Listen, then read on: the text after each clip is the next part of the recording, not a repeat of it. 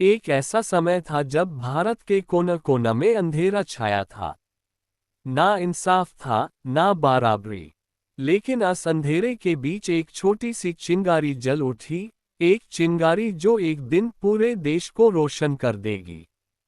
ये है उस योद्धा की कहानी जिससे दुनिया बाबा साहेब भीमराव अंबेडकर के नाम से जानती है। लेकिन कौन था ये इंसान? क्या थी उसकी ताकत? और क्यों उसकी हर सांस एक युग थी? आइए खोलते हैं इस सफर के दरवाज। 14 अप्रैल 1891 महो के एक छोटे से घर में एक बच्चे का जन्म हुआ। नाम रखा गया भीम। पर ये कोई आम बच्चा नहीं था। ये था वो सूर्य जो समाज के अंधेरे को छेड़कर रोशनी लाने वाला था। पर क्या इतना आसान था उसका सफर? नहीं। भीम का परिवार अछूत कहा जाता था। उन्हें पानी के लिए तरसना पड़ता था, स्कूल के बाहर बैठकर पढ़ना पड़ता था। हर कदम पर अपमान, हर पल में संघर्ष। लेकिन भीम के दिल में एक आग थी। एक आग जो अपमानों से नहीं बुझी, बल्कि और भड़क उठी। उसने दन लिया, मैं पढ़ूंगा, मैं बदलूंगा, मैं दुनिया के लिए एक मिसाल बनूंगा। पर क्या वो समाज के बंधनों को तोड़ पाएगा? भीम ने ज्ञान को अपना हथियार बनाया। दिन रात पढ़ाई की। मुंबई के एल्फिंस्टोन कॉलेज से डिग्री ली। बड़ौदा के राजा ने उन्हें स्कॉलरशिप दी और भीम चल पड़े विदेश, कोलंबिया यूनिवर्सिटी, अमेरिका। वहां उन्होंने दुनिया के विचारन को समझा, न्याय और बराबरी के सपने बुने। पर क्या भारत उनके इन सपनों को स्वीकार करेगा? या यहाँ भी वही पुराना अंधेरा उसका इंतजार कर रहा था? भारत लौटने पर भीम को फिर वही अपमान मिला। उनकी डिग्री, उनका ज्ञान सब बेकार लगने लगा जब लोग उन्हें अछूत कहकर दूर भगाते। लेकिन बाबा साहेब ने हार नहीं मानी। उन्होंने कहा, मैं अपने समाज के लिए लड़ूंगा।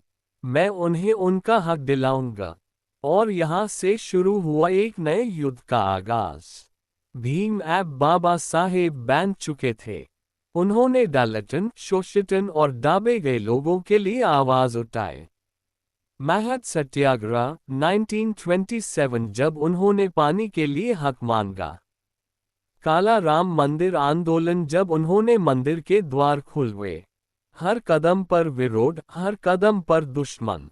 लेकिन बाबा साहेब एक पहाड़ की तरह काट कर खड़े रहे। उन्होंने कहा, हम इंसान हैं और हमें इंसान का दर्जा मिलेगा।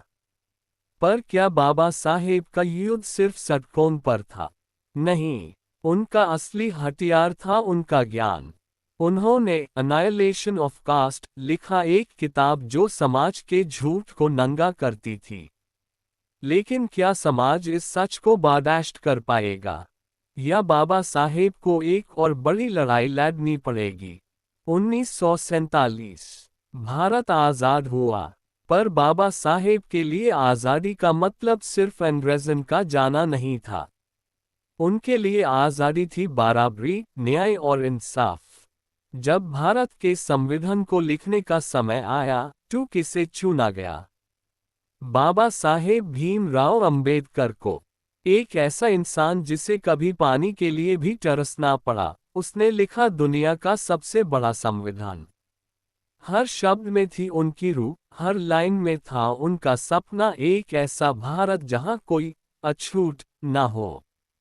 उन्होंने कहा, संविधान सिर्फ कागज का टुकड़ा नहीं, ये जीवन का दस्तावेज है। लेकिन क्या उनका सपना पूरा हुआ? या उनकी लड़ाई अभी भी अधूरी थी? 6 दिसंबर 1956 बाबा साहेब ने अपनी अंतिम सांस ली। पर क्या वो सच में चले गए? नहीं। वो हर उस दिल में है जो न्याय के लिए लड़ता है।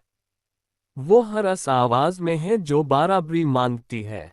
उन्होंने बौद्ध धर्म अपनाया क्योंकि उन्होंने कहा, मैं उस धर्म को चुनूंगा जो इंसान को इंसान बनाए।